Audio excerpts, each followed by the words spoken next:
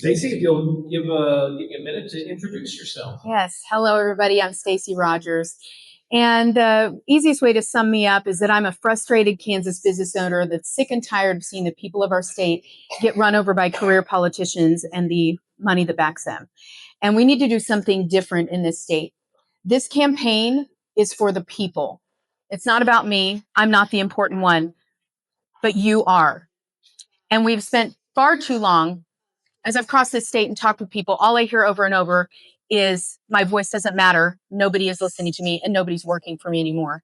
And it's time for a change. I believe that Kansas needs to be led by its people again. So one of those things, as I've been listening, is I will be exploring options about a moratorium on wind, solar, and battery storage facilities in this state. And we need to make sure that what we're doing is right for this state and for our future of this state. And I don't believe we have enough information, or we've been given the wrong information over the last 20 or so years. So that's a little bit. I'll ask you the same question that I asked Bill, since you describe yourself somewhat as an outsider, not a politician. What do you say to those who want someone who's got experience or who knows the players and how to get legislation passed? Yeah. Well, again, I am also a business owner. I own multiple businesses. One is a nationwide company. I have 28 franchises across the United States. So I am well versed in handling budgets and managing people and departments as well. And so, I think that it does take someone who is a business owner to be able to make those kind of business decisions that are needed for this state. So let's talk a little bit about property taxes. Kansas has the 14th highest effective property tax rate in the entire country. What would be your number one policy that the state could adopt to try and provide additional tax relief, either property tax or income tax or sales tax for that matter, for Kansas? Yeah, I've been spending a lot of time talking with people, and I really think that it's going to take a multifaceted approach to make a real impact. And I've been talking with county commissioners on ways that things that limit them or would make it easier for them to be able to lower taxes. So we're working on a plan with that. And I'm also, there's things people have talked about, the cap that we could do. I don't think that's we don't have a one size fits all fix. And then also we have an out of control appraisal process going on in the state. And so I think it's going to take a multifaceted approach to really make the real impact that we need in this state. We've only touched a little bit on education so far. Do you believe that Kansas K-12 schools are adequately funded?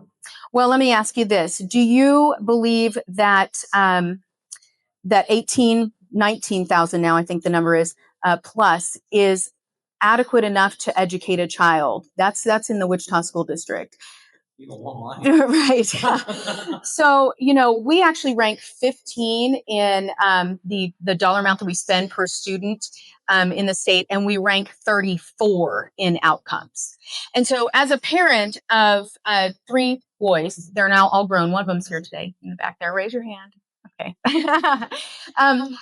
I have been a former public school, private school, and homeschool parent. And so I have 2 kids that had special learning challenges. So I have seen all the ways that you can educate in this state.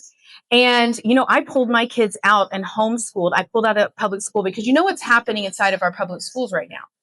There's a lot of indoctrination. There's a lot of very interesting things being taught. And we're seeing that. Wichita just reported that they had, a 3% decrease in their enrollment. And they tried to kind of pass it off as it was because of declining birth rates. That may be a little bit of it, but it's really because of the mass exodus of people wanting to properly educate their kids in this state and understand what needs to be put in front of them. And, educating our kids is the paramount. And so when we are talking about the amount of money spent, there are plenty of private schools out there that don't cost $19,000 a student, and they're doing a fantastic job. So that really begs the question of, why are teachers still funding their classrooms? Why are parents still required to bring items into the schools? Why are we having leaking buildings and non-working HVAC systems? And we have some of the worst outcomes in getting children ready for adulthood. Do you support school choice? Yes, I do. I support educating the child the way that they need to be educated. And, we already have a version of school choice where if you can get your kid to that school, then they can go to that school. Okay. Or you can choose that. But I, my personal experience having children in all of those arenas, and I saw my child thrive in one and die in another. And so if we are not, our education system should be about our children, period, and making sure that they are prepared for adulthood. And so we need to be looking at those. What is the best thing for our children? You are one of, make sure, yep, you are one of only two of the candidates here this evening who did not sign the state party's pledge in order to participate in the first debate in January. What message do you think you're sending to the party by not participating? Well, I don't know what message I'm sending to the party, but what I'm sending to the people is the fact that this was not a choice that I made lightly. This was a choice because it is limiting your voice.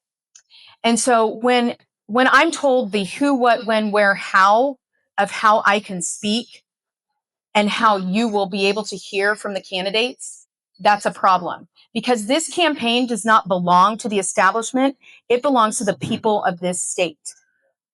Okay, and as your governor, that is not only is this campaign yours, but as your governor, if elected, my office will also be yours. Can't argue with that. Okay. Let me ask you this: what do you think of the constitutional amendment that's going to be on the ballot next week? At the same time as the primary, by the way. Yeah. I think it's fantastic. So I know the history on that. If you haven't heard the history of it, I'll be happy to share it with you. You can also look up the Kansas triple play. That gives you a good history of it. But yeah, we have a few non-elected people making all of the decisions of who sits on that Supreme Court. None of us as voters gets a say in that. And that's just plain wrong. And we've seen what has happened because of that. And we need to switch that so that we can start making some good, solid decisions in this state and not having everything we do practically being challenged.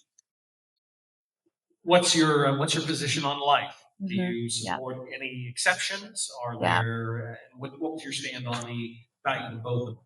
Yeah, well, I voted for that. And so I am pro all life, and I like to make that distinction because that includes the unborn, our children, our disabled, and our elderly, and everybody in between. But those four particular groups of our citizens are the most unheard, unseen, taken advantage of, manipulated, groomed, and used. And we need to protect those people in our society. You're giving me great answers, but because she's giving me such good, succinct answers, I think we'll run through all my questions. Oh my goodness. No, it's good. One of our vendors here this evening is the Kansas State Rifle Association. Oh. So I'm able to actually get to a Second Amendment question. What's your stand on the Second Amendment? Concealed carry and red flag laws. Yeah, I support the Second Amendment completely, 100%. I believe in our Constitution. Yeah, our constitutional rights and freedoms are incredibly important, and we need to uphold those. Again, this is the question everyone is going to get. What is if you do not win the nomination, if you are not the candidate, will you support the eventual Republican nominee? Okay, so I did not sign the Republican contract, and I know that Philip mentioned that he did. Ultimately, what Joy said earlier, yes, I'll support the Republican candidate because the alternative is not good. Okay, but not all Republicans are created equal, and I think that the important thing is to make sure that we get the right Republican through that primary, someone who is wanting to work for the people and take care of our Kansans the way that we deserve to be taken care of. I'll take a moment.